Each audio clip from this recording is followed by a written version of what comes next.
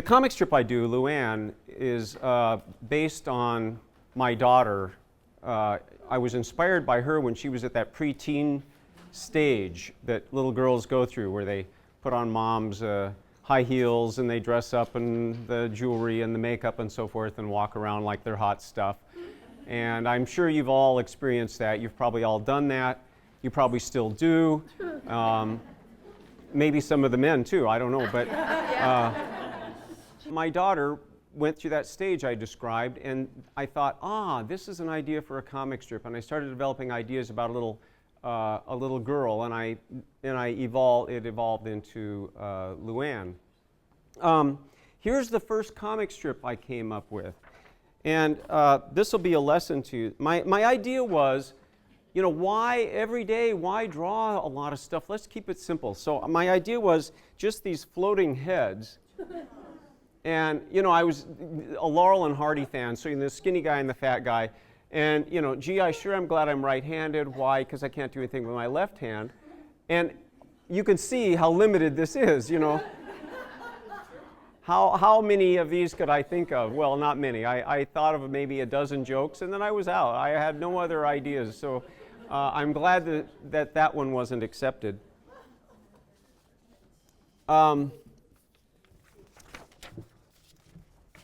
When I had the idea for Luann, though, I knew that I had something. I had promised my wife that this chasing cartooning thing, I had other jobs. I was a high school art teacher, which I hated. I did other things, but I was always had this cartooning bug, like so many boys. Girls don't seem to get this affliction as much as guys do, but guys have this cartooning thing, this magic thing. What is it with guys? We never grow up. We never mature. And I promised my wife, I said, this is it. I even packed up all my cartooning stuff, my pens and papers, and I put them in a box and up on a shelf. But I think I knew that Luann was the best thing I'd done yet, because it was coming from my heart. I submitted it, and 3 different syndicates made an offer on it. When I first started with Luann, lots of circles. So here's what Luann looked like in 1985. Okay, so sort of a big round thing, and then a little small round thing for the top of her head. I don't know why I did this. And then these bangs like this, and then this little nose, and then little round eyes.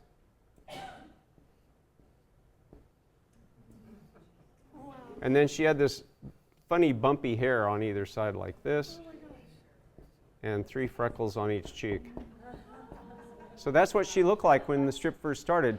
And you can see all the circles that I used. And when you turn all this sideways, it all kind of moves around pretty simply. And her brother is the same way.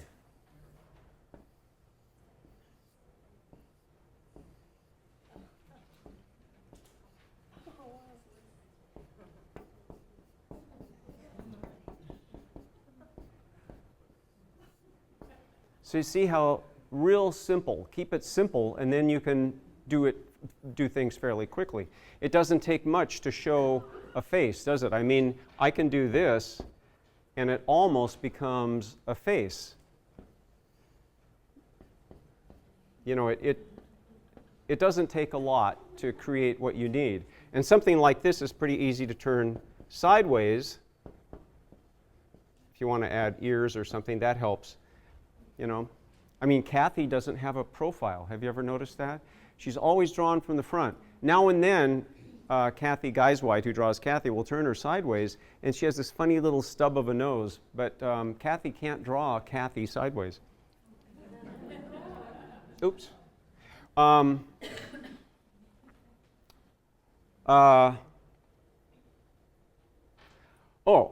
Okay, now, here's another trick. Very small things make a big difference when you're drawing this simply. And here's a great example. Here's Mr. Fogarty. He's the school teacher in the strip. He wears a bow tie. And I'm going to draw him twice here. Try to make him this. He has this kind of fringy little hair that comes down like this.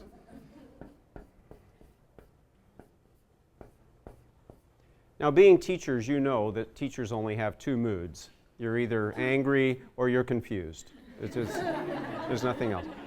So, oh, and he has this little mustache. So Mr. Fogarty now, I've covered up the two things that you need to show expression. Oh, and he wears glasses that cover his eyes. Mustache covers his mouth. Well, eyes and mouth are the way you show expression on a character. So what I do is I use the top of his glasses with a real simple technique. If I want him to look angry, the letter V, remember V means angry. So you put a V here, and then I draw his glasses. And now he looks angry, doesn't he? I mean, nothing else changed except that. Now over here, I'm going to make him look sad or confused. That's slanting the lines this way. So now you go like this. And you can see how he looks totally different, just changing that, okay? Eyes are a great way to show a character's mood because, again, this is angry, this is sad. It doesn't take a whole lot. You can do this for happy too, the little upside down U thing. So experiment with simple little shapes like that, and you'll see that you can get a lot out of your drawings. Now, what if you want to show movement? We've talked a little bit about emotion, but what about movement? Well, this is tricky because you're just talking about static ink on paper.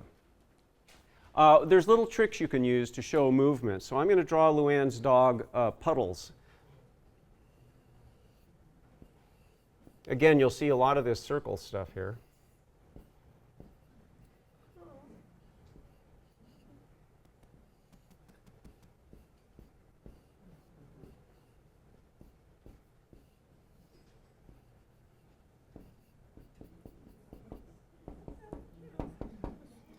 Now here's Puddles, and he's just basically standing still.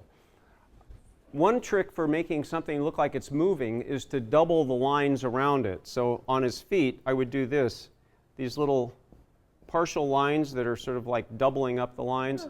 And see how it looks, his feet, now they look like they're moving. But it looks like he's tap dancing in place, doesn't it? He's not really going anywhere. So what we need is speed lines going back this way. And now he's definitely moving in that direction. If you add some smoke and dust and stuff, then it really looks like he's going. And also remember that if something is going forward, anything that's loose will go backwards. So his ear that would normally hang down would now fly up like this. Also, any character that is exerting this way has to have sweat coming off the top of their head, flying back. And if they're really moving, you can put a shadow on the ground. See, now he's airborne, and he's really, really going. Hey, that's pretty good. I'll show you what Luann looks like today after 25 years of progress.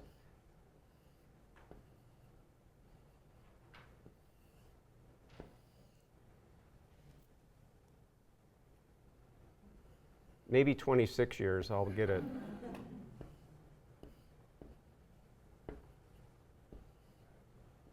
You see a lot of the same elements. I kept the bangs and so forth, but a few years ago I decided to have her undergo a makeover. After all those years, I ran out of jokes for a 13-year-old, and I decided to have her be a 16-year-old. I changed her hair, gave her, ears so she could have earrings.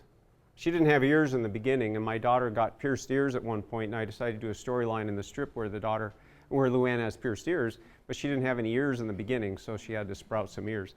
So there she is.